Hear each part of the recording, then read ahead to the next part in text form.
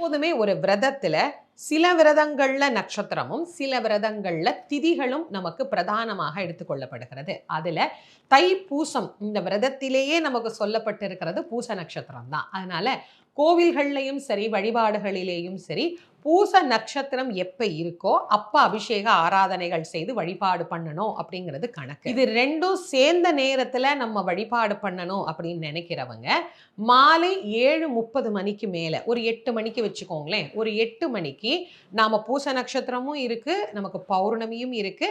அப்போ முருகப்பெருமானுக்கு ஒரு டம்ளர் பால் வச்சு நீங்க நைவேத்தியம் பண்ணலாம்.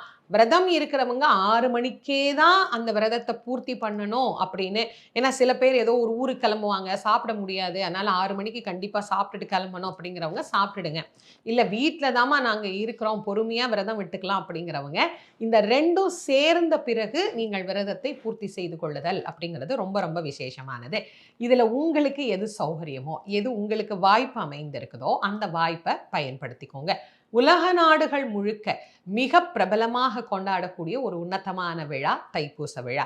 எல்லா நாடுகளிலும் வாழக்கூடிய முருக பக்தர்கள் முருகப்பெருமானுக்கு பாலபிஷேகம் செய்து காவடி சுமந்து அலகு குத்தி இப்படி பல்வேறு வகையாக முருகப்பெருமானை வழிபடக்கூடிய ஒரு உன்னதமான இந்த தைப்பூச திருநாள்ல எல்லாரும் முருகனை வழிபாடு பண்ணி முருகப்பெருமானுடைய பேரருள் பெரும் கருணையை பரிபூரணமா பெறணும்.